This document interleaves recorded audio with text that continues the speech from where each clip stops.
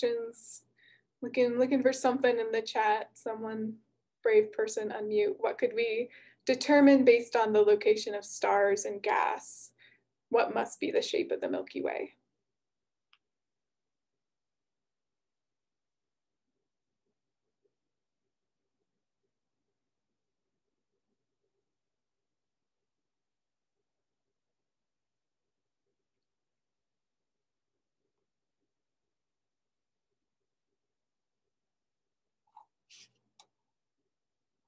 Yeah, so I just got that it must be flat. So what we can see is that there's not an even distribution around the sky that would indicate we were in some sort of sphere. We're instead in something that has to be flat.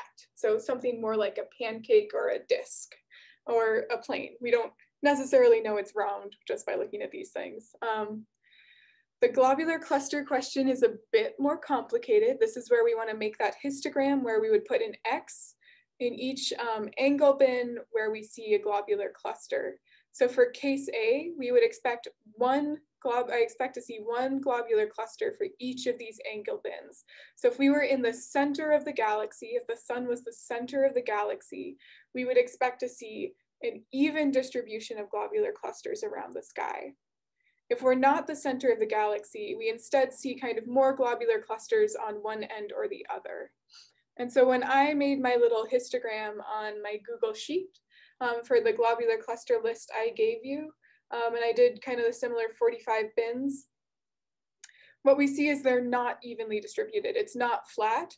There are kind of these spikes near 0 degrees and near 360 degrees, kind of similar to what we might have seen in this case B.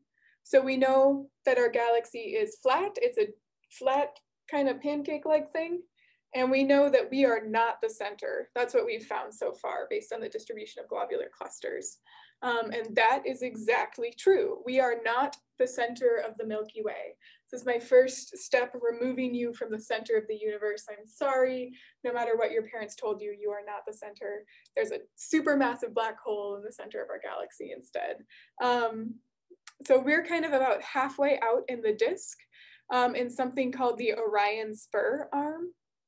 And the main way we initially figured this out was by measuring the position of globular clusters. But that's not what happened first. Sorry, stepping back. The first things we did was look at those star maps, and that's exactly what William and Caroline Herschel did back in the 1800s, late 1700s, early 1800s. They made these maps of star positions to try to figure out the structure of the Milky Way. The problem was, there were a few problems with this. They didn't have a good way of measuring distances to stars at this point. We didn't really know about Cepheids. We didn't have nice enough measuring equipment to get parallax, but they could only really measure the right ascension and declination of the stars. And they made these really nice maps, but their maps were kind of wrong because they weren't getting the really distant stars. They were only measuring nearby stars. So this is a copy of William and Caroline Herschel's first maps of star locations, with the sun being this darker star in the middle. And what they saw was that the stars seemed to be in this disk, in this flat plane that we see of the Milky Way, the stars seem to be fairly evenly distributed. So maybe we're the center. So pretty early astronomers, these kind of even later astronomers, put us in the center of the Milky Way, because everywhere you look around the sky, if you're looking in the plane of the Milky Way, that density where there were more stars, it seems like there's the same number of stars in every direction on this plane. So maybe we're the center. This is not true. We know this is not true. I just told you this is not true. And that's because there's other stuff in the Milky Way. There's dust and gas, which can block the light from more distant stars. So if we look towards the center of the Milky Way, we are not seeing more stars because there's other stuff as well. And that other stuff will block the light from those really distant stars. So instead, we use globular clusters, and we measure the position of these globular clusters that are not in the disk of the galaxy. They're kind of evenly distributed around our galaxy.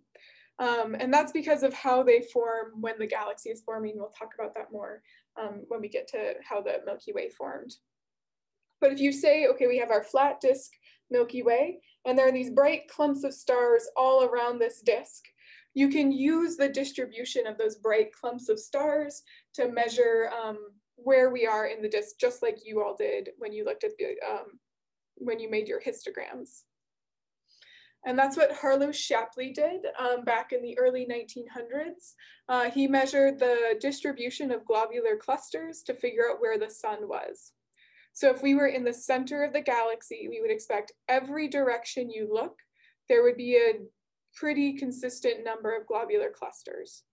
If we're not in the center of the galaxy, we would expect there to be certain directions where we see more globular clusters than others. And that's what Shapley found, Harlow Shapley found. This is kind of his initial measurement. So the sun is at 0, and he's measuring distance out of the disk on the y-axis. So this is the distance above or below the Milky Way, the plane of the Milky Way. Oops, sorry. And then position kind of along the plane of the Milky Way. So along the radius of the Milky Way is this x direction. And what he sees is there's a lot more in one direction than the other. So there's almost no globular clusters in this direction, in the negative side of this axis, but there's a ton of globular clusters over on this direction. And so he estimates the where the center of the Milky Way is, the center of our galaxy, by finding the center of the distribution of globular clusters. So that's what this X is. That's if you take the average position of all of the globular clusters, that's going to be the center of our galaxy. And he finds that it's about 8 kiloparsecs, so around 16,000 light years from where the sun is. So we are not the center. We're pretty much halfway out in the disk of the Milky Way. We're about 16,000 light years, 20,000 light years from the center of the Milky Way. Sorry, 25,000. Light year to parsec is multiply 3, and I did multiply 2. So it's 24, 8 times 3 is 24, 24,000 light years. Sorry about that. So 8 kiloparsecs, 24,000 light years. And kind of a little fun history story. So this was back early 1900s when Shapley found this. And he had to argue that we were not the center in something that's called the Great Debate of Astronomy.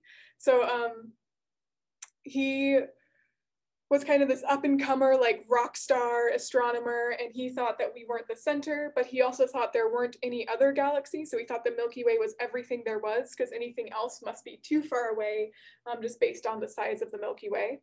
And he argued with someone named Curtis, I can't think of his first name right now, sorry, who said that, no, we are the center of the Milky Way, we must be the center, we've always been the center, we have to be the center. But there's other objects we see in space, these things called spiral nebula, must be other galaxies. So this was only 100 years ago. We didn't realize there were other galaxies in the universe. And now, 21st century, we know there are billions of other galaxies. So a lot has changed. We are not the center of our galaxy, and there are a lot of other galaxies out there. So both Shapley and Curtis were wrong in some ways. Shapley thought there were no other galaxies, but he did realize we aren't the center. Curtis thought we were the center of the Milky Way, but he did realize that there were other galaxies. So both were correct and both were wrong, which is how science often goes. But we progress forward and we build a more complete picture where we are not the center of our galaxy and there are a bunch of other galaxies like the Milky Way in the universe. So that's kind of how we use globular clusters, which is similar to what you all just did.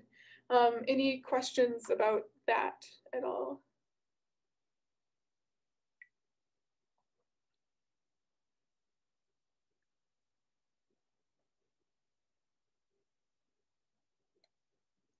Okay.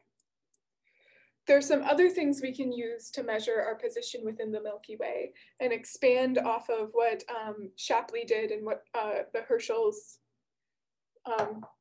did, sorry. And that is by looking at stars where we know how far away they are and getting, instead of just RA and DEC map like William and Caroline Herschel made, instead getting a map that has RA, DEC, so position in the sky, and also distance. So if we can add in a distance measurement, we can get a 3D map of the stars around us, at least in the Milky Way. So one of the ways we can do that is by using our Cepheid variable stars. So if we remember, I have my model Cepheid here that is contracting and expanding and contracting and expanding with a regular period. When it contracts, it's super hot, super bright. When it expands, it's redder, it's dimmer, it's cooler. And we can measure how long it takes for it to expand and contract and change brightness. And we can use the fact that there's a period luminosity relationship. So the longer it takes for my Cepheid to expand and contract, the brighter it is. So a longer period of variation, a brighter Cepheid. And if I had a bigger one of these, it would take me longer to expand it and contract it, which is what we're seeing with our Cepheids. So if we can measure enough Cepheids and we can measure their position in the sky and also the distance to these objects, we can make a 3D map of the Milky Way, the stars in the Milky Way, at least for the stars that are nearby, and there's not too much dust and gas also blocking them. So that's kind of what I just said, sorry. We can also use parallax measurements. So this is this really cool new space telescope called Gaia, is looking at measuring parallax shifts to a bunch of the nearby stars in the Milky Way. And it is just incredibly precise. So it's measuring parallax shifts down to 24 micro arc seconds. So we can do a little bit of a quick calculation here. If we have a parallax shift of 24 micro arc seconds, that gives us stars that are going to be distance is 1 over our P, 1 over parallax shift. When we work in micro arc seconds, or when we work in arc seconds, sorry, when we work in arc seconds and parsecs, this equation is true. So if we plug in 24 micro arc seconds for P, this becomes distance is going to, we can measure stars up to 24 times 10 to the negative 6 arc seconds. So micro is negative 6 arc seconds away.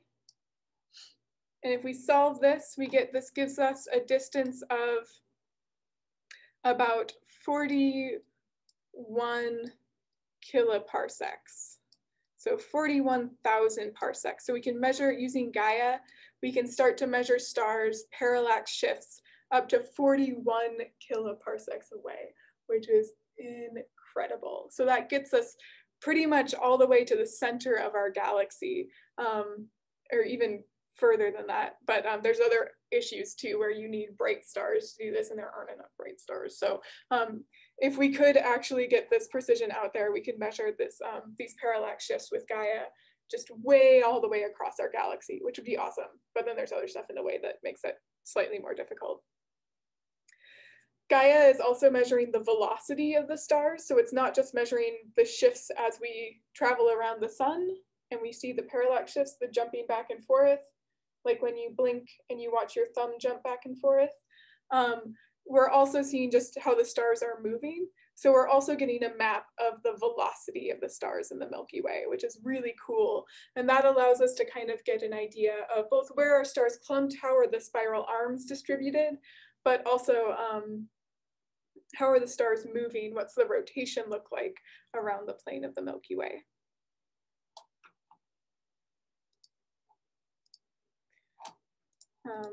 And just again to show how cool Gaia is, this is a map of the areas of the sky that Gaia has covered. And there's some kind of weird patterns going on here, and that just has to do with how frequently Gaia has looked at a certain area in the sky. So brighter images are places where Gaia has looked more, fainter areas are where Gaia has looked less. And because of the way Gaia orbits and rotates, it images some areas more and some areas less. So that's what the kind of funky structure is here. You can also see the large and small Magellanic Clouds, which is cool. And those are our satellite galaxies in the southern hemisphere of the sky. So far, we've used globular clusters to find our position in the disk. We've used Cepheid variables to make maps of stars, and we've also used parallax shifting to make maps of stars in 3 dimensions to get an idea of the structure of the Milky Way, measure the structure of the Milky Way, despite the fact that we are in the Milky Way. The other thing we can do, and something that you all did also in your activity, is we can look in other wavelengths.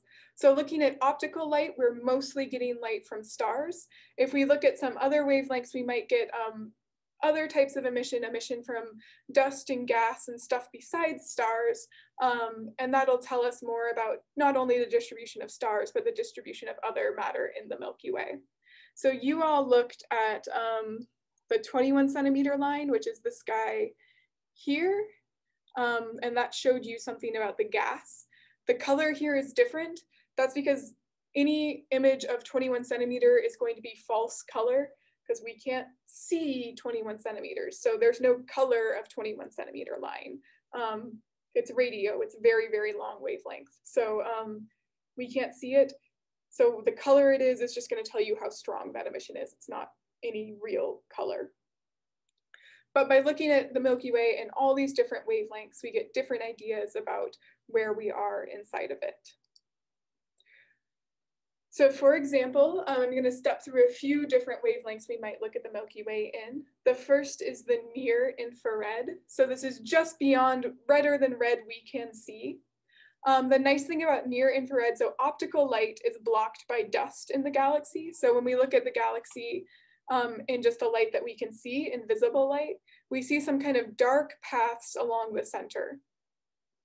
And that's not because there are no stars there. There are tons of stars there. The problem is there's also a lot of dust. And dust in our galaxy blocks optical light. So little dust grains, little particles of carbon and hydrogen mostly, so kind of similar to like soot in the air when we had those fires. The sun looked really red because the soot, the smoke in the air was blocking the blue and yellow light from the sun, and we were only seeing the red light. The same thing happens with stars in our galaxy. Dust in the galaxy that's kind of similar to smoke blocks the optical light, but lets the near infrared light through. So the sun looks redder on a smoky day because the blue, yellow, green light from the sun is blocked by the smoke, but the red light can get through, the longer wavelength light can get through. Same thing happens in the galaxy. Dust blocks blue, all the optical light, but the near infrared light can burst through. So if we look in the near infrared instead of the optical, all of a sudden those dark areas are filled in. So there's still a lot of stars in those dark areas, we're just not seeing them because of dust. But if we look in the near infrared, we can overcome that issue of dust and get an idea of the distribution of stars without having to worry about light being blocked by dust. We can also make maps of the dust. So this is a map of the far infrared using a space telescope called Herschel, so the plane of the Milky Way in the far infrared. And the far infrared is a really nice way to measure dust because dust is heated up by stars. So anything that's warm glows in the far infrared. We emit in the far infrared. Anything with a temperature will emit in the far infrared. So we can use that emission in the infrared to measure the layout of dust in the galaxy. And that's what we see here. So this is how dust is distributed around the galaxy. There's also this kind of blue light here that you can see, and that's dust from our own solar system. So the solar system, the plane of the solar system is not aligned with the plane of the Milky Way. And we can see that by measuring what we call the zodiacal light, which is the light around the plane of our solar system, and seeing how that compares to the light from the dust in the galaxy. The last wavelength I want to talk about is that 21 centimeter line that you looked at. And the 21 centimeter line is a line that we get from neutral hydrogen gas. So if you have your 1 proton, 1 electron hydrogen, which is what we're showing down here. So one proton nucleus, one electron orbiting it, neutral hydrogen. There's a quantum property of the proton and the neutron called spin. And the proton and the electron both have a spin. And they want to be the lowest energy state will be the spin misaligned. So the proton spin up, the electron spin down. Don't worry what actual spin is. It's a quantum mechanics thing. We don't really completely know. We just know that it exists. But you can get that spin can flip. So this is like we're changing energy level. Just like when we looked at the hydrogen atom, it could bump between energy levels. The spin flip is another way that it can change energy level. And if it does flip from aligned to misaligned, that decreases its energy and it emits light at 21 centimeters. So 21 centimeters is in the radio, super, super long wavelength. So 21 centimeters doesn't sound long, but it's long when you compare it to 500 nanometers, which is visible light. So nanometers is 10 to the negative 9, centimeters is 10 to the negative 2, so meters. So long in terms of wavelength, not anything we can see. And measuring the light from the 21 centimeter line allows us to make maps of the Milky Way showing where the neutral hydrogen gas is. So we can get an idea of where the gas is around the Milky Way by measuring how strong this emission line is. And kind of similar to what we see in the stars and the dust, everything else, it's brighter along this plane with some kind of structures showing us maybe some of the history of our galaxy too, which is pretty neat.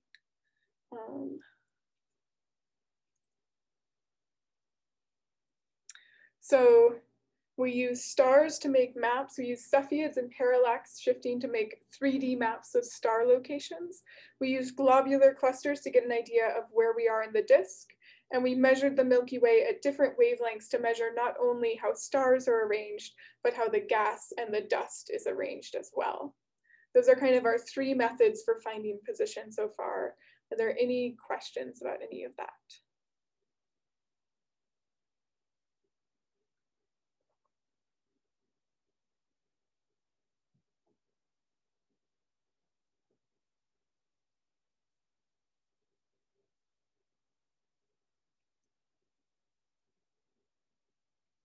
Okay.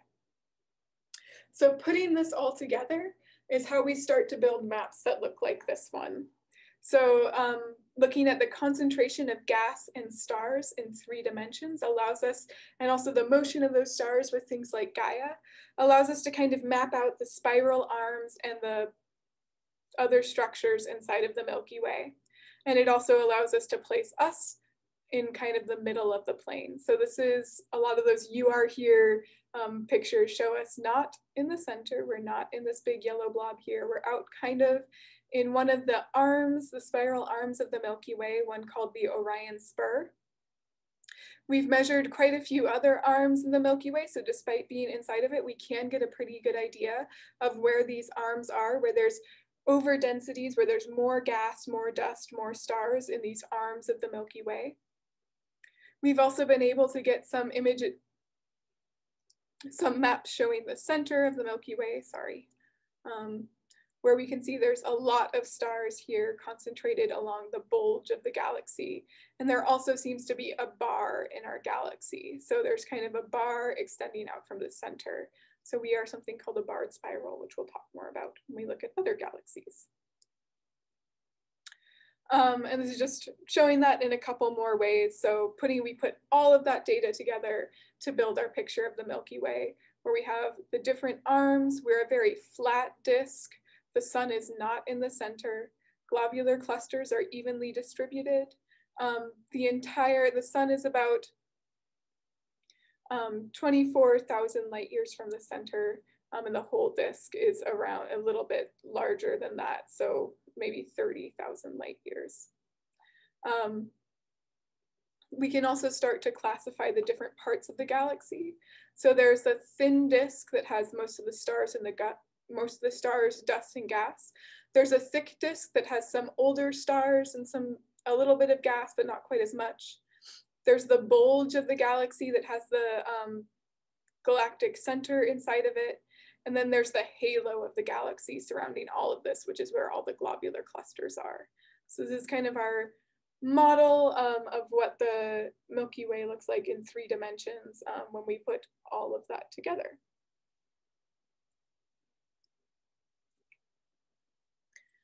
And this might be where we end today. So this is just kind of, again, putting all this together. We can measure a lot of stuff about the Milky Way gas, the Milky Way galaxy, sorry. We can see that it's very, very bright. So it has most of the, we can split it up and measure the parts of the Milky Way, where most of the mass is, where most of the stars are, and just kind of a bunch of different things about those stars. So the Milky Way, the thin disk of the Milky Way, is where most of the stars are, and that's about 4 times 10 to the 10 solar masses. So it has a mass of about 4 times 10 to the 10 solar masses. The thick disk, so this kind of pink area around that, has a small amount of mass too. It's mostly gas. It's not quite so many stars, and they seem to be also slightly older. So that's also true if you look at the age of the stars, which we can determine using our HR diagrams and looking to see how many O and B stars there are in the different components of the disk. We see most of the young stars, most of the O, B, and A stars are in the thin disk, whereas in the thick disk, it's mostly G, K, M stars, those dwarf stars that have lived for quite a while. So they're older stars if you look in the thick disk. And if you look at the halo, if you look at the globular clusters, they're all very, very old stars. So globular clusters tend to be older in general. So the stars in the globular clusters and the halo are going to be ages of around 13 billion years, so about the age of the universe. So very, very old when we start to look in the halo.